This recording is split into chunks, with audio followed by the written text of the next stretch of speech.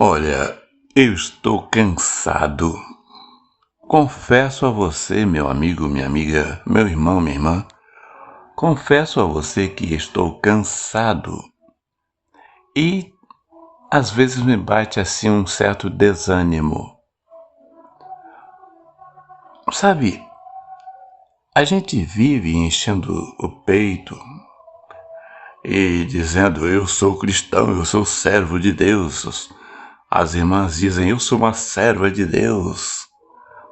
E a gente vê aos domingos, aos sábados, às quartas-feiras e outras reuniões também a pose daqueles que dizem que foram salvos por Jesus Cristo, daqueles que dizem que foram transformados pelo sangue do Senhor Jesus. E eu fico olhando com um olhar crítico porque Deus me concedeu tempo para examinar a minha vida e a vida de outras pessoas, não de um indivíduo esse ou aquele, estou falando da raça humana. E eu sei que todos nós temos muitas dificuldades de aceitarmos o Senhor como um Senhor real da nossa vida. Nós enchemos o peito e dizemos, não, eu sirvo ao Senhor, eu obedeço ao Senhor, eu amo o Senhor, mas se a gente for parar para pensar direitinho, muitos de nós que dizemos ser cristãos somos incrédulos.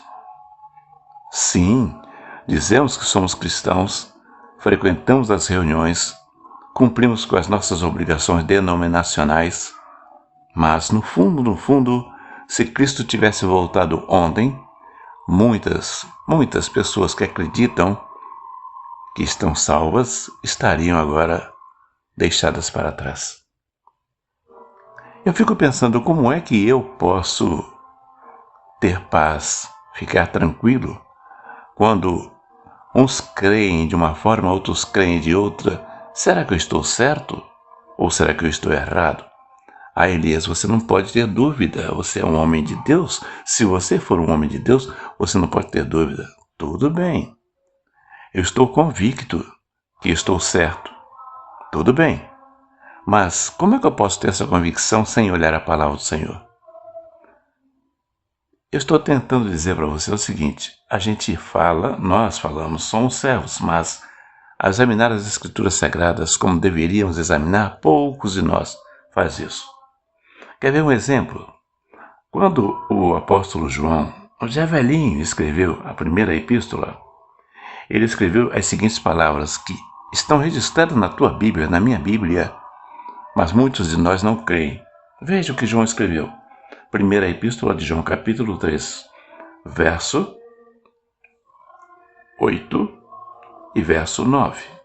Veja bem como o João fala. Olha, quem comete o pecado é do diabo, porque o diabo peca desde o princípio. Foi para isso que o Filho de Deus se manifestou, para desfazer as obras do diabo. Qualquer que é nascido de Deus não comete pecado, porque a sua semente permanece nele e não pode pecar, porque é nascido de Deus. Veja, não pode pecar, porque é nascido de Deus.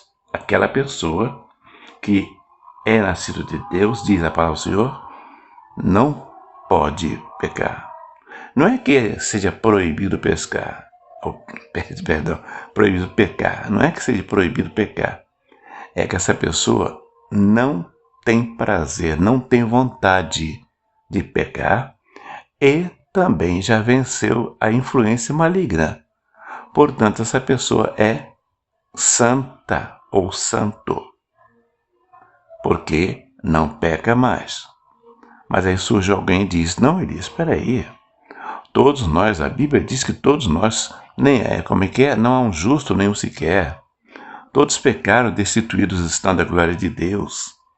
Se alguém diz que não tem pecado, chama de mentiroso, porque, gente, essas coisas, esses versículos que diz que somos pecadores, que somos mentirosos se dissermos que não temos pecado, tudo isso é verdade, é a Bíblia Sagrada, mas isto é uma situação antes de Jesus.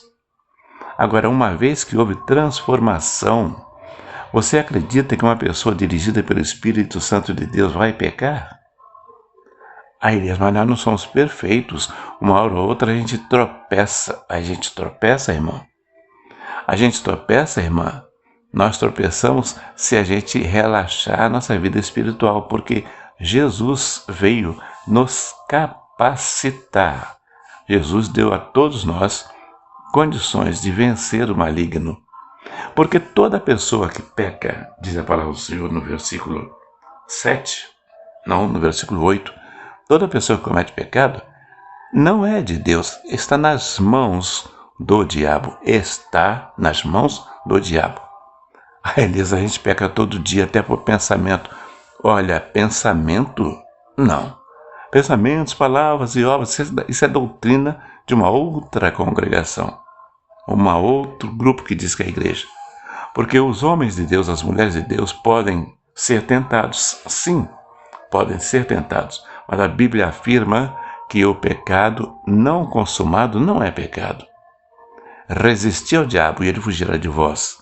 A Bíblia nos ensina que se você teve um pensamento idiota, se eu tive um pensamento idiota, mas aí eu tenho força para dizer, não, eu não vou praticar isto. Porque Cristo, o Espírito Santo que Cristo pediu e o Pai enviou, o Espírito Santo nos capacita, dá-nos forças para resistir. Portanto, meu irmão, portanto, minha irmã, eu gostaria que você ficasse bem convicto de uma coisa. Se qualquer pessoa que peca, não sou eu quem diz, é a palavra, quem comete pecado, primeira epístola de João, capítulo 3, verso 8, quem comete pecado pertence ao diabo. Ah, não, eu sou crente. Você pode ter fé em Deus, mas ter fé é uma coisa, obedecer é outra.